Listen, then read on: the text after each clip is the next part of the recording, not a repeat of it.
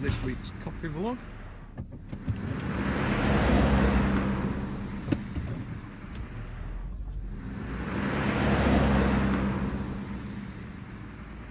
And it's another Friday.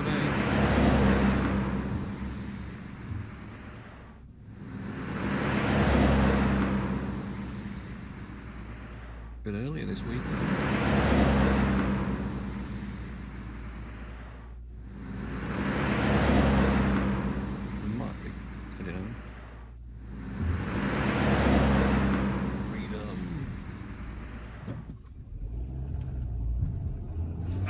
So,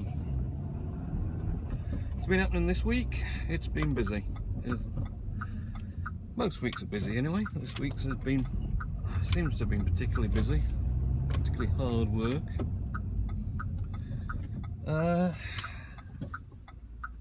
Weather's picked up a bit, well, on and off, I think.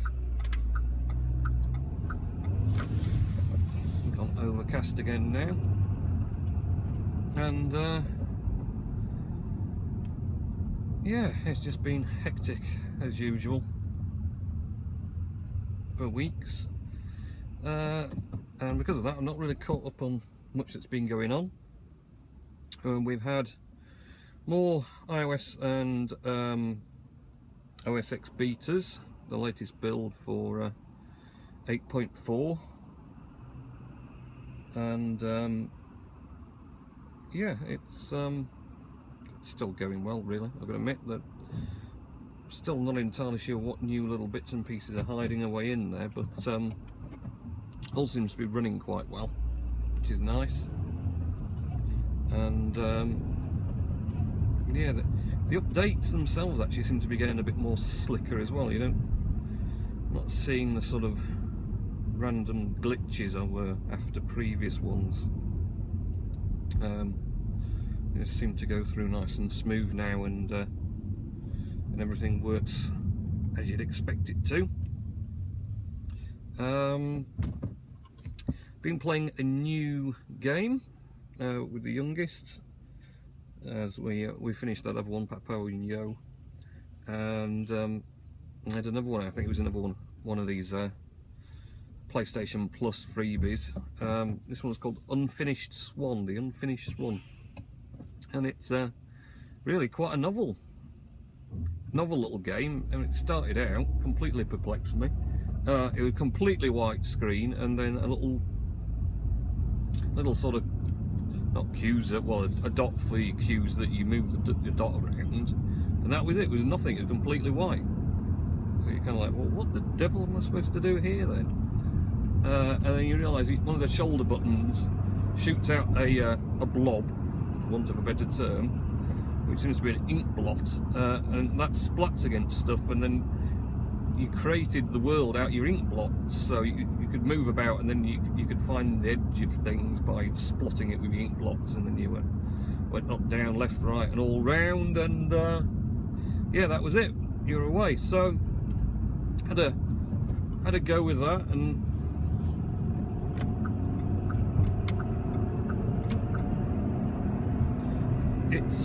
it's been quite good, really. As it's progressed, the game, you don't always have to do that level of filling out the world to find out where the devil you're going in the first place.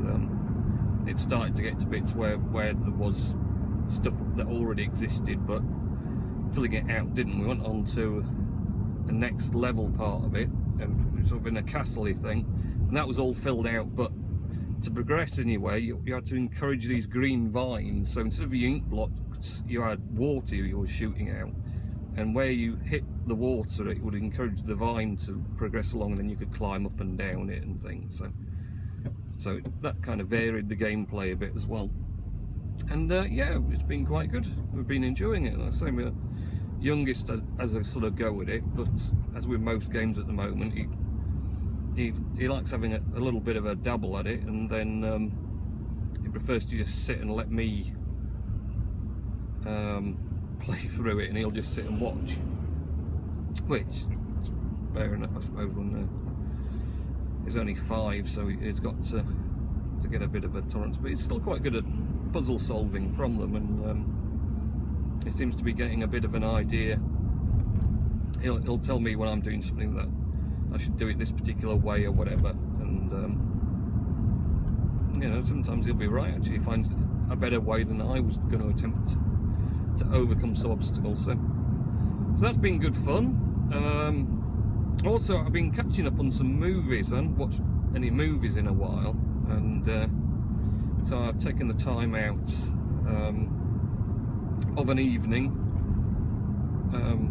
when I've not been glued in front of my my laptop to have a look and catch up on some movies. So actually last week, so it was a week ago now, I caught up on Fast and Furious 7, which yeah, I really liked the first Fast and the Furious. I thought it was a really good film. In fact, it's a good film I'd watch over and over. And as it's progressed on, I mean, I've watched all of them, but it kind of sort of slowly diluted the enjoyment of it, because, you know, the first one was something new and interesting, and then all the rest of it kind of is trying to piggyback off that, but it's never quite the same, is it?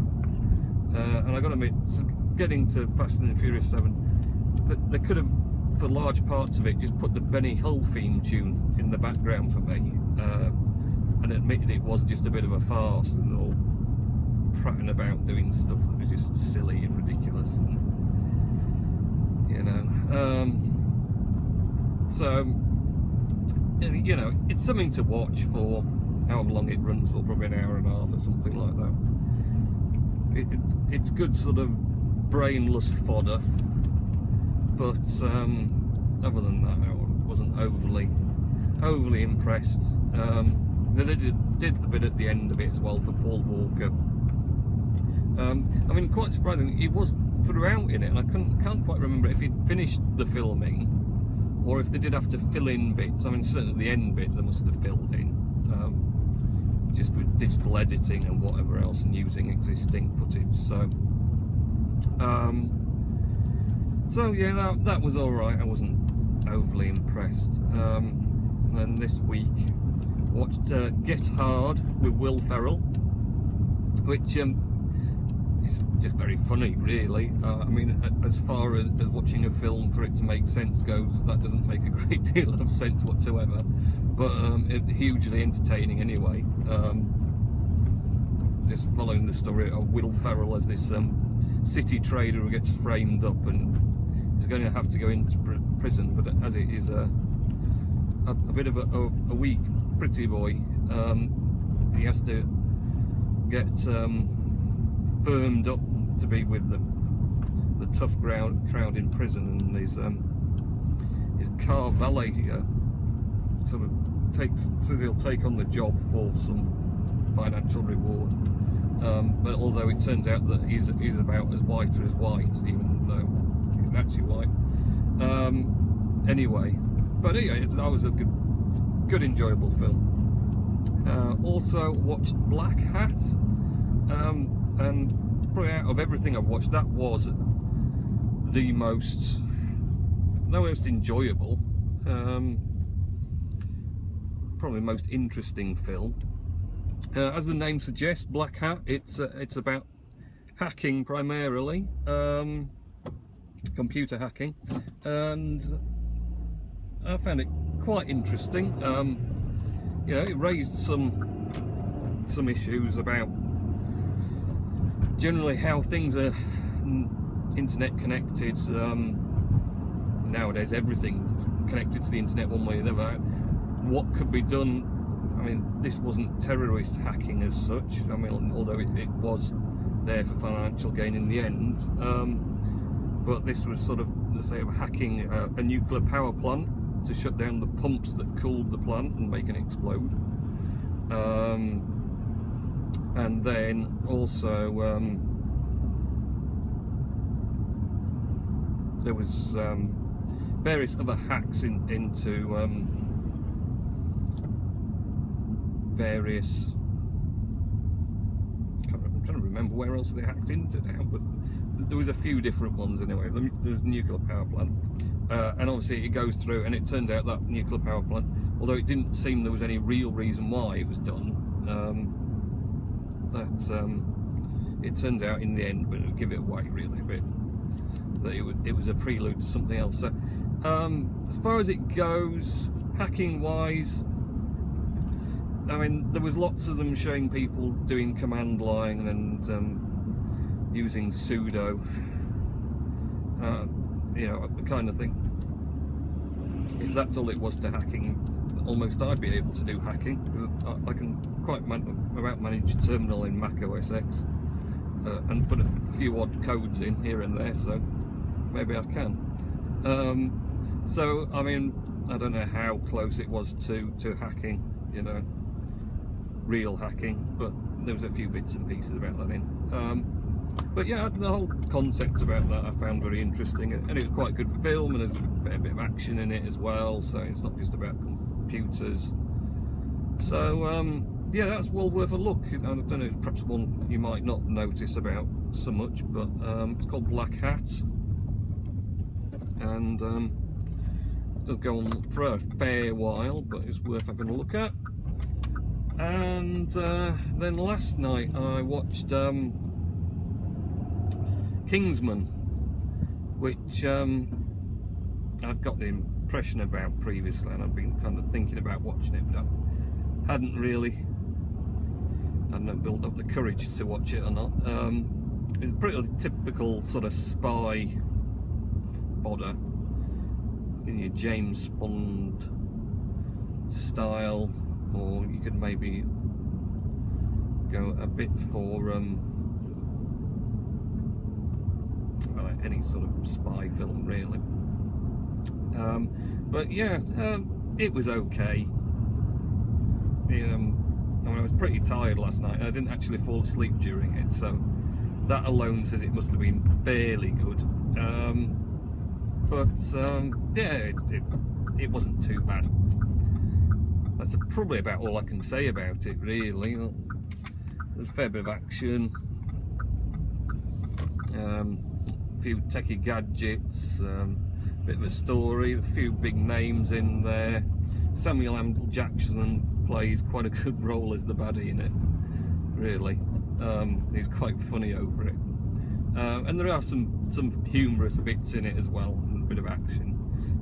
All a bit not too serious, sort of fun spy sort of romp thing.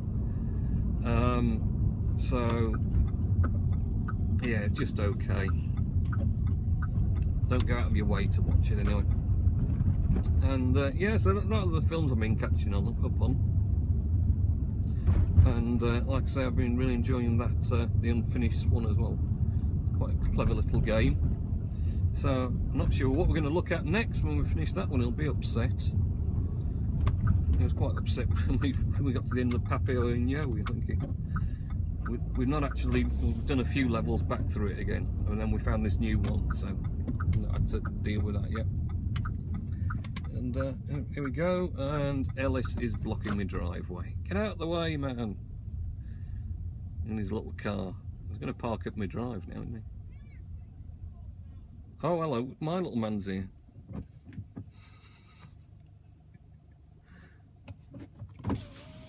What are you doing out on the street? You'll get run down. Go and get in with these two. I'm allowed on here? Well, we'll go over there because I need to move and I don't want to run you down. Be careful! Hello, you. What? Hello. Can we ride my bike now? Can you? Well done. That's good, isn't it? What would you do if I put a sign there and over there? What will I do if we put a sign there and there? I won't be able to get home, will I? I'll have to go and live somewhere else. Oh man, what you all like?